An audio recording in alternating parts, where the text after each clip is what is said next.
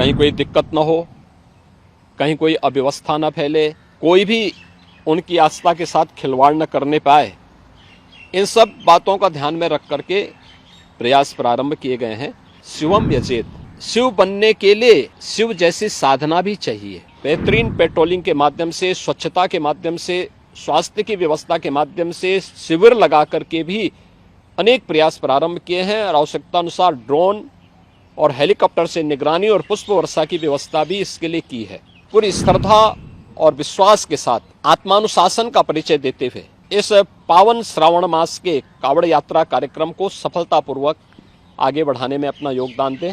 दिल्ली सरकार के काम में और योगी सरकार के काम में क्या फर्क है कांवड़ियों के लिए? दिल्ली सरकार अपने वोट बना रही है और योगी सरकार नाम कमा रही है। अच्छा। और योगी सरकार हमारे दिल में है। केजरीवाल हमारे यहाँ कुछ नहीं करता। केजरीवाल मट्टी है हमारे लिए। बुलडोजर बाबा ने बहुत अच्छा कर रखा है योगी जी ने। यूपी सरकार बेस्ट है, दिल्ली से 100 गुना ज्यादा। यूपी में आके अलग ही मजा है, जन्नत सा लग रहा है। बाबा ने तो पूरी मौज कर रखी है भाई यूपी ने। बस एक ही फर्क लगता है कि योगी जिस दिन अपने दिल्ली में आ गया उस दिन तो मौज ही मौज है। सीएम योगी बाबा आ गए तो दिल्ली सुधर जाएगा। आज के टाइम में जब से बाबा आए कोई पथराव नहीं, कोई मार कटाई नहीं और किसी की औकात नहीं जो कावड़ियों के रास्ते में बीच में आ जाए।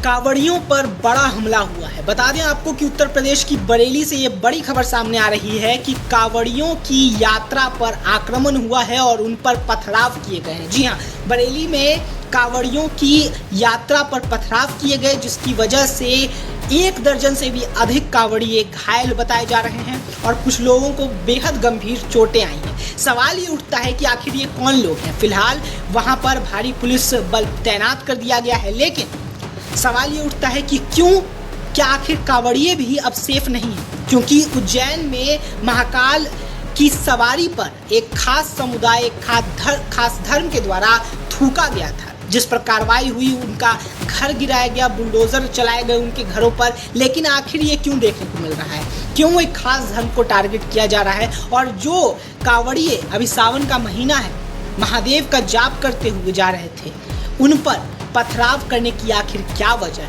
क्या उन्होंने किसी का बिगाड़ा है? क्या महादेव का नाम जपना गुनाह है? योगी आदित्यनाथ को पहले ही शक था कि ऐसा कुछ हो सकता है। यही वजह कि योगी ने सावन और कांवड़ यात्रा को लेकर भी निर्देश जारी कर दिए थे। राज्य सरकार की तरफ से जारी निर्देश के अनुसार कांवड़ यात्रियों की आस्था का सम्मान करते हुए यात्रा मार्ग में खुले में मांस बिक्री और खरीद पर रोक लगाई गई है। इसके साथ ही जिस रास्ते से कांवड़ यात्री जाएंगे वहां साफ सफाई भी नियमित करने के आदेश दिए गए हैं। खाने पीने का भी पुख्ता इंतजाम किया गया है। सिर्फ इतना ही नहीं, योगी सरकार ने अपने अधिकारियों को यह भी आदेश दिया है कि जहां भी खाने के कैंप लगाए जाए वहां पूरी तरह से व्यवस्था सही होनी चाहिए। लेकिन जब सावन में भगवान शिव की भक्ति में पूरा देश डूबा था, इधर हापुड़ में बहुत बड़ी साजिश रची जा रही थी। हापुड़ में जो पत्थरबाजी हुई, दावा किया जा रहा है कि दूसरे जिलों से पत्थरबाज बुलाए गए थे। मतलब सब कुछ पहले से तय था, क्योंकि जिन लोगों के खिलाफ रिपोर्ट पुलिस ने दर्ज की है वो दूसरे जिलों के बताए जा रहे हैं। मैं 18 साल का नहीं हूँ, मैं 14 साल का हूँ। मैं होते ही यहाँ वोट देने के बाद वो लगाते ना नीली नीली शिक्षाई, मैं यहाँ योगी आदित्यनाथ लिखवा लेता कि हाँ मैं उसको ही वोट दूंगा। योगी जी जैसा मुख्यमंत्री अगर देश में हर स्टेट में आ गया ना, हर स्टेट में, तो अखंड भारत बनने से कोई नहीं रोक सकता, कोई भी। प्राइम मिनिस्टर चाहिए हमें, वो प्राइम मिनिस्टर। बोले मैं पहली कावड़ लेने गया था, यहाँ जितने भी लोगों ने बताया ऐसा होता है, तलवारें चलती है, मारपीट होती है, मुजफ्फरनगर में ऐसे होता है वैसे होता है, तो मैं डर गया, मैं कावड़ लेने गया, मैं डर गया। मैं वहाँ गया ना मुजफ्फरनगर में, वहाँ नारे जय श्री राम, वहाँ कोई कुछ बोल दे, मुस्लिम इलाके में जय श्री राम, ये उच्च बाजार में ये खड़े न्यू नार झुका के देखे थे। शामी तो दूर पीठ पीछे इनकी कुछ करने की हिम्मत नहीं थी। पत्थरबाजी ये हर घर के आगे, हर 2-3 घर छोड़ के घर के आगे पुलिसकर्मी तैनात था, कांस्टेबल से लेके SHO तक वहाँ तैनात थे। पत्थरबाजी का तो भाई साहब कोई मतलब ही नहीं। दंगाइयों में खौफ बिठा रखा है योगी सरकार। खौफ घर के अंदर घुसे बैठे रहते हैं, वहाँ नारे चलते हैं जय श्री राम कहते हैं, पर उनकी हिम्मत नहीं हो पा रहा है कुछ कह दें। पिछली साल हमारी यात्रा चल रही थी, आकाश त्यागी 115 लीटर जल लेके चल रहे थे। हम जैसे ही कोई उत्तराखंड में ही थे, लेफ्ट हैंड पे 2-4 ये ढाबे पड़ते हैं, वैष्णो ढाबा, श्री गणेश ढाबा, हमारे ही भगवानों के नाम लिख के उनके मालिक हैं, सब मुस्लिम हैं। रात को थोड़ी सी प्रॉब्लम हुई, हमने उनसे कहा कि हम यहाँ रात को स्टे कर सकते हैं, उन्होंने कहा बिल्कुल नहीं कर सकते। हमने कहा तो कोई बात नहीं, हम बाहर गद्दे बिछा लेते हैं, हम तो गद्दे साथ में रखते हैं। उन्होंने कहा हम गद्दे भी नहीं बिछने देंगे। फिर भी हमने रोड पे गद्दे लगाए क्योंकि यात्रा चल ही नहीं सकती थी। जब भोले ने ये कह दिया भैया मेरे से इससे आगे नहीं जाया जा रहा, तो हम वहीं पे लेट गए। रात को मैं कोई 1:30-2 बजे टॉयलेट करने उठा, अंदर जाके देखा तो वहाँ पे मीट मांस चल रहा था। नाम लिखा हुआ है वैष्णो ढाबा, तो इसलिए नाम बहुत ज़रूरी है। पता नहीं ये लोग हमें क्या खिला दे कांवड़ यात्रा में। अगर आपको असली नाम बताना पड़ रहा है तो क्या दिक्कत है? आपका माँ पिताजी इतना अच्छा नाम दिया है, नाम क्यों छुपाते हो? मेरा नाम इंद्रदेव है तो हम खुल कर डंके की चोट पर कहूँगा कि मेरा नाम इंद्रदेव है। पहचान छुपा के आप क्यों अपना ये कारोबार कर रहे हो? इस पे तो सरकार फिर एक्शन लेगी ना। जो गलत कर रहा है उनको मन में डर है ना, चलिए मैं तो गड़बड़ नहीं कर पाऊंगा, नाम पकड़ा जाऊंगा, पुलिस FIR हो जाएगी, जांच हो जाएगी। अरे भाई आप जब सही हो ना तो आप डंके की चोट पर अपना नाम लगाओ, बड़ा बड़ा नाम लगा दो, छिपाने का कोई जरूरत नहीं है। कह रहे हैं कि योगी जी जो है वो हिटलर बन गए हैं और मुसलमानों के पीछे पड़ गए हैं, आपको लगता है? देखिए ये विरोधी पार्टी का काम है, अगर अमृत भी ला करके देंगे ना ये मोदी की सरकार तो उसको जहर है तो खाओगे तो मर जाओगे। ये ऐसे करके विपक्षी बताएंगे जहर है। डिजिटल जमाना है, आज कोई भी ठग नहीं सकता, कोई उल्लू नहीं बना सकता, कोई किसी को मूर्ख नहीं बना सकता। आज नहीं तो कल एक होना ही है। देवादिदेव महादेव का पावन मास श्रावण मास प्रारंभ हो चुका है। श्रावण मास की कावड़ यात्रा जग विख्यात है। पूरे देश के अंदर और खास तौर पर उत्तर भारत में इस दौरान शिव भक्त महादेव के अनुष्ठान में लीन होकर के सभी शिवालयों में जलाभिषेक के साथ अपनी असीम भक्ति का प्रदर्शन। केंद्र और राज्य शासन ने मिलकर के श्रद्धालु जनों की सुरक्षा, उनकी सुविधा, उनकी सुगम और सुरक्षित यात्रा के लिए अनेक प्रबंध किए हैं। कहीं कोई दिक्कत न हो, कहीं कोई अव्यवस्था न फैले,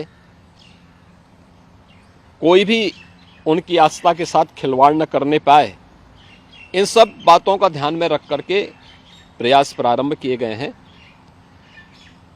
लेकिन हमें एक बात जरूर ध्यान में रखना होगा, मैं सभी श्रद्धालु जनों से इस बारे में विनम्र अनुरोध करूंगा। हम लोग भी शिव भक्त हैं, महादेव की असीम कृपा हम लोगों पे बनी रही है और निरंतर हम महादेव से यही प्रार्थना करते हैं कि उनकी कृपा सदैव बनी रहे। कोई भी पर्व और त्योहार, कोई भी साधना बिना आत्मानुशासन के पूरी नहीं होती है। सुगम और सुरक्षित यात्रा के लिए हमें न केवल अंतःकरण से बल्कि बाहरी रूप से भी उस पूरी प्रक्रिया के साथ लीन होना पड़ेगा। शिवो भूत्वा शिवम यजेत। शिव बनने के लिए शिव जैसी साधना भी चाहिए, उस प्रकार का आत्मानुशासन भी चाहिए, और तब यह कावड़ यात्रा न केवल श्रद्धा और विश्वास की प्रतीक के रूप में बल्कि आम जन के व्यापक विश्वास की प्रतीक बनकर के उभरेगी। जैसा कि इस समय हम लोग देख रहे हैं माहौल कि असीम श्रद्धा भाव के साथ जनता जनार्दन समाज के अलग अलग तबके के लोग उनकी सेवा के लिए तत्परता के साथ कार्य कर रही है। और सरकार ने भी अपने स्तर पर न केवल बेहतरीन पेट्रोलिंग के माध्यम से, स्वच्छता के माध्यम से, स्वास्थ्य की व्यवस्था के माध्यम से शिविर लगा करके भी अनेक प्रयास प्रारंभ किए हैं और आवश्यकता अनुसार ड्रोन और हेलीकॉप्टर से निगरानी और पुष्प वर्षा की व्यवस्था भी इसके लिए की है।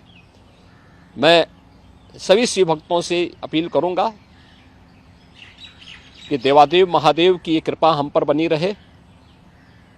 हम व्यवस्था के साथ जोड़ करके इस पूरी यात्रा का न केवल आनंद लें बल्कि पूरी श्रद्धा और विश्वास के साथ आत्मानुशासन का परिचय देते हुए इस पावन श्रावण मास के कावड़ यात्रा कार्यक्रम को सफलतापूर्वक आगे बढ़ाने में अपना योगदान दें। आप सबकी सुगम सुरक्षित यात्रा के लिए मेरी मंगल में शुभकामनाएं।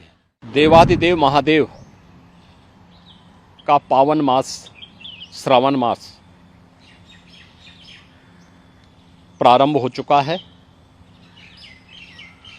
श्रावण मास की कावड़ यात्रा जग विख्यात है। पूरे देश के अंदर और खास तौर पर उत्तर भारत में इस दौरान शिव भक्त महादेव के अनुष्ठान में लीन होकर के सभी शिवालयों में जलाभिषेक के साथ अपनी असीम भक्ति का प्रदर्शन। केंद्र और राज्य शासन ने मिलकर के श्रद्धालु जनों की सुरक्षा, उनकी सुविधा, उनकी सुगम और सुरक्षित यात्रा के लिए अनेक प्रबंध किए हैं। कहीं कोई दिक्कत न हो, कहीं कोई अव्यवस्था न फैले, कोई भी उनकी आस्था के साथ खिलवाड़ न करने पाए, इन सब बातों का ध्यान में रख करके प्रयास प्रारंभ किए गए हैं। लेकिन हमें इस बात जरूर ध्यान में रखना होगा, मैं सभी श्रद्धालु जनों से इस बारे में विनम्र अनुरोध करूंगा। हम लोग भी शिव भक्त हैं, महादेव की असीम कृपा हम लोगों पे बनी रही है और निरंतर हम महादेव से यही प्रार्थना करते हैं कि उनकी कृपा सदैव बनी रहे। कोई भी पर्व और त्योहार, कोई भी साधना बिना आत्मानुशासन के पूरी नहीं होती है। सुगम और सुरक्षित यात्रा के लिए हमें न केवल अंतःकरण से बल्कि बाहरी रूप से भी उस पूरी प्रक्रिया के साथ लीन होना पड़ेगा। शिवो भूत्वा शिवम यजेत।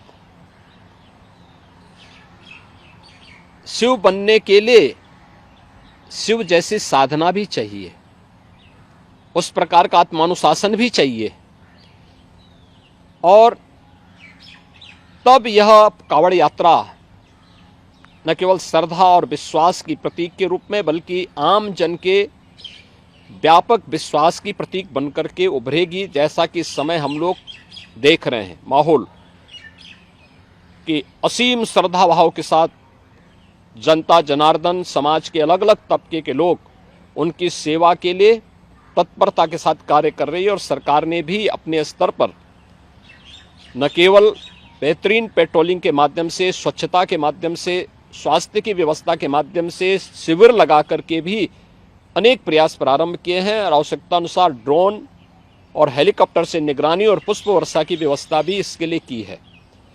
मैं सभी शिव भक्तों से अपील करूंगा कि देवादेव महादेव की ये कृपा हम पर बनी रहे। हम व्यवस्था के साथ जोड़ करके इस पूरी यात्रा का न केवल आनंद लें बल्कि पूरी श्रद्धा और विश्वास के साथ आत्मानुशासन का परिचय देते हुए इस पावन श्रावण मास के कावड़ यात्रा कार्यक्रम को सफलतापूर्वक आगे बढ़ाने में अपना योगदान दें। आप सबकी सुगम सुरक्षित यात्रा के लिए मेरी मंगल में शुभकामनाएं।